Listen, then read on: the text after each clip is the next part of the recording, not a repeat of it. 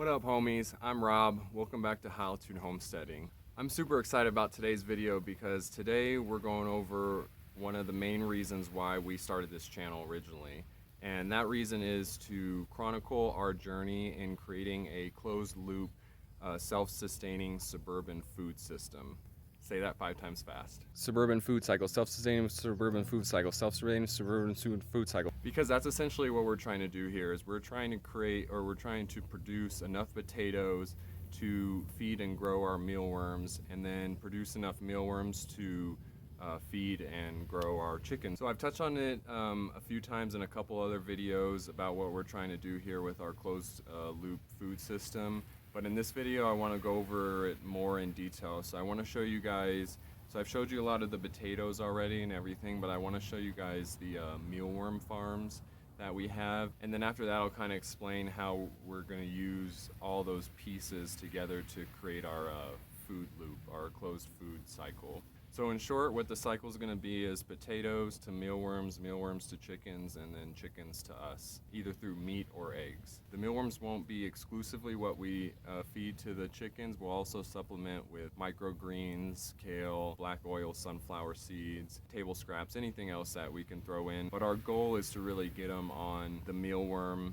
and veggie diet, what we can grow here. That's what we're trying to work towards, is to grow enough potatoes to feed the mealworms and then grow enough mealworms to feed the chickens. So we've been trying to do this closed suburban food loop system for about 6 months now. So I'm gonna bring you guys up to speed on where we're at, and then the subsequent videos will be progress and how it's going and what we're doing. And this is something new for us. I mean, we've been here 3 years, but we haven't had the chickens that long. We've probably had them about a year. And we haven't been doing the mealworm farms for that long either. It's probably about 6 months on those. So it's something new. I'm gonna get you guys up to speed where we're at, but like I said, it's gonna be a learning experience for us and hopefully for you guys, because in my opinion, this is one of the most nutrition dense food cycles you could create in the smallest space possible. The mealworms, they take almost no space. You could grow mealworms in your living room and no one would even know if that you're doing it there. They don't really smell, they don't make noise, they don't get out or anything like that. Chickens don't require that much space either. If you look online, you'll see people say 2 to 4 square feet of hen house. The hen house, you want 2 to 4 square feet per chicken inside the hen house, and then you want I think it's 10 square feet if you have them for the outside space, for the actual coop area. So that's not that much space. And if you not like me and you don't eat 6 to 8 eggs a day and you only eat like 2 eggs like my wife, then you could have 2 chickens, you could have your mealworm farms. You might not necessarily be able to grow a ton of potatoes, but potatoes are cheap. You can actually feed mealworms almost anything. You can feed them carrots, fruit, anything. Like I've even read online they'll eat styrofoam. So in my opinion, this is one of the most nutrient dense food cycles that you can create with a limited amount of space. The mealworms to the chickens, and then the chickens feeding you. Again, the potatoes, they do require a little bit of space, but luckily potatoes at the grocery store, stuff like that, is pretty cheap. So don't let that deter you if you can't grow the potatoes. But if you have the space and you can grow the potatoes and you can do the whole cycle, I think this is, in my opinion, one of the best and easiest food cycles you can create on your urban or suburban homestead to feed your family. All right, so this is going to be video 1 in our suburban food cycle series, and like I said, I'm going to get you guys up to speed on where we're at and let you guys know what our next steps are. And if you guys want to follow the journey, please subscribe below, and we'll have more videos as we progress along. All right, so I'm going to show you guys the mealworm farms first, and let's get at it. But I just wanted to reiterate real quick that mealworms require almost no space, little space. And even these farms that I'm going to show you guys here are just this is how we did the farms basically. So if you look online, you can find a bunch of different other ways of how to keep mealworms. You don't even have to separate them. You'll see in a second, we have them separated, the beetles and the mealworms, but you don't even have to do that. You can have them in a big tub. You can have them in almost anything. You don't have to use 2 tubs like I'm about to show you. or anything like that. Like most things on this channel, this is not an exact science. The mealworms will grow efficiently in almost any type of container. Don't feel discouraged by anything in these videos, guys. I always want you to know that just work with what you have, work with the space that you have, do what you can. Even if you can't do any of this stuff that I'm talking about in this video, grow something, try to get something going, try to get a tomato, or even if you just buy a pot, buy some soil and throw a tomato plant in there or some lettuce plants in there, whatever. Just try to grow something. If you guys need help planting your garden or anything like that, please check out our website below. I just did a blog post on initial garden planning and what we did with our garden and a good ways to plant it so you don't get overwhelmed initially or get overwhelmed by your garden space. All right, guys, so here we are in the garage, and I want to show you guys this style of mealworm farm. So I have the farm out here in the garage right now, but usually we just keep these in the house. I actually keep them in the downstairs grow room. It's where I grow our cannabis, and it stays at a pretty constant temperature, so that's where I usually keep them. This is the style that we've gone with, that we designed, basically. Basically 2 Tupperwares, one bigger and one smaller. You want to make sure the one can fit in the other, okay? And what this is going to do is it's going to separate your mealworms. So I'll show you in a sec, we'll zoom in here, but this will allow your mealworms to basically spawn down here and the eggs to drop down here, and your mealworms will live down here, and then your dark beetles will live up here. So dark beetles are essentially what mealworms turn into. When you first start your mealworm farm, you'll build your enclosure for them, and then you'll have to procure some mealworms. So usually you do that online, or if you can find a local person selling mealworms, you can get them from them. But you buy mealworms, you usually buy them in like 1,000 count or 500 count, around there. We started with 1,000 count for this particular enclosure. So we built the enclosure, and you can see here, again, just 2 Tupperwares. I got these at Walmart, and you don't have to buy them new or anything. You just want to make sure one's smaller than the other, about halfway smaller. So when this one sits in here, it sits about at this point, and it fits in snugly and everything like that. You're going to also want to, if you have clear Tupperwares, you're going to want to get some duct tape or something. You could even use maybe like construction paper or something like that, but you're going to want to cover up the outside of the Tupperwares, because mealworms and the dark beetles, they like darkness, hence the name dark beetles. So they like darkness, so you're going to want to block out all the light. You can see I've got duct tape on the top here of this one and around. It just blocks out the light for them. The other thing you're going to need, or what you're going to want to do, is drill some holes in your Tupperware. So you can see here I have some holes, and then this one, the holes, I actually kind of put them right here at the top. The thing is, you have to be mindful about taking the food out. So you put food scraps in here for them, the mealworms and the dark beetles, to get their nutrition. Like we usually use potatoes, and that's part of our food cycle. So the potatoes that we're growing is going to feed these guys, and that's our plan. But you can feed these guys anything. It can be carrots, fruits, table scraps. Like I said before, I've even read online of people feeding their mealworms styrofoam and them living and being fine. So I don't necessarily recommend that, but you can feed them mostly anything for them to get their moisture and nutrition. So that's awesome. But that basically, for the enclosure, that's all you're going to need. You're going to need some oatmeal or some oats. You can use anything for the bedding. We use oats, so we just buy organic oats, and that's what we fill the bedding with. All right, so let's zoom in here, and I'm going to show you guys a closer look about what's going on in the actual mealworm farm. All right, so here we go. So let's take a look at the actual top part here, the dark beetles enclosure. So yes, they are beetles. Yes, they are bugs. Yes, they are worms. So it's gonna touch a little bit of that part in your brain that makes you go, makes you go, when you first start doing these things, but they don't bite, they don't pinch you, nothing like that. They can't hurt you. All right, so here we go. So these are our dark beetles. So again, this is what the mealworms will morph into. They'll turn into these guys, dark beetles. I'm just gonna knock these guys out so you can see them, but you can see here, look, all these beetles. And they like to be under something dark, so I put these little upside down egg cartons for them. And you can see the food here. These are some apples, this is some dried up carrot. I need to probably get this out soon, but so, and this is the oats. So the dark beetles like bedding. We just do a thin layer of oats. All right, so the way this top part works is you have your dark beetles. Your dark beetles lay eggs, and then the eggs actually fall through the screen that's at the bottom. So I can't pick it up to show you guys, but here's the screen that we used. We just bought this at a hardware store. It's just I think it's like a 1mm screen, very small. I mean, you can see.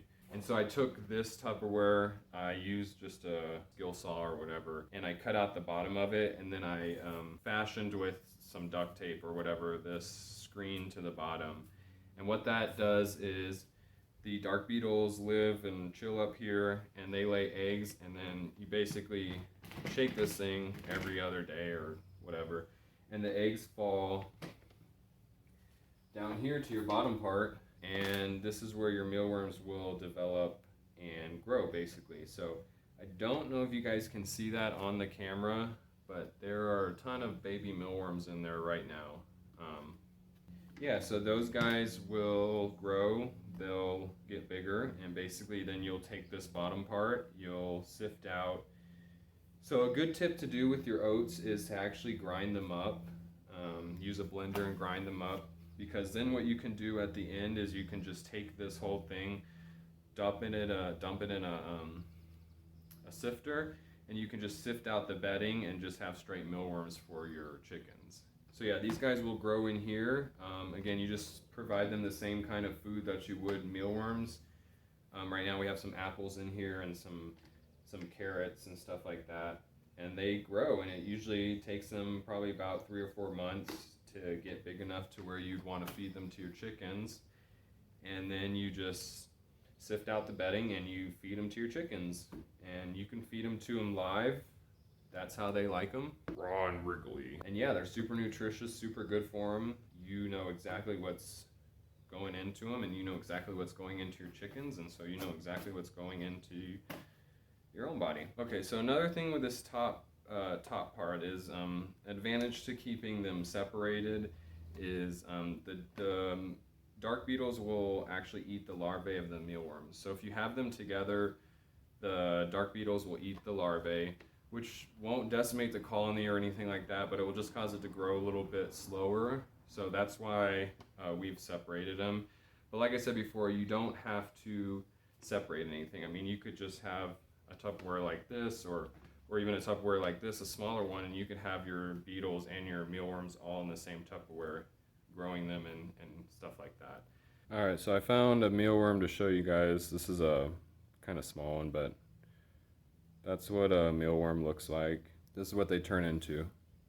That's a dark beetle. So that's what they turn into. And again, they don't pinch, they don't bite. Obviously they're a bug. They touch that little part of your brain that goes eek, you know, when it's crawling on you, but no harm. And these guys are what lay the eggs that then create more mealworms. So that's really the gist of the mealworm farm itself. Like I said, these things require little space. It's just really the space that the Tupperware takes up. So whatever size your Tupperware is will be how much space that the mealworm farm takes up. And that's really the key, guys, is just really to get something started. You know, like us here, when we first started doing the homesteading stuff, we didn't have really any idea of what we were going to do eventually. We have 12 chickens, and so since we have 12 chickens, we got to scale up the mealworm farm. We had to scale up the potatoes this year, and you know, it's not an exact science. We don't know exactly how much we're going to need of each thing. So that's why I always say, guys, start small,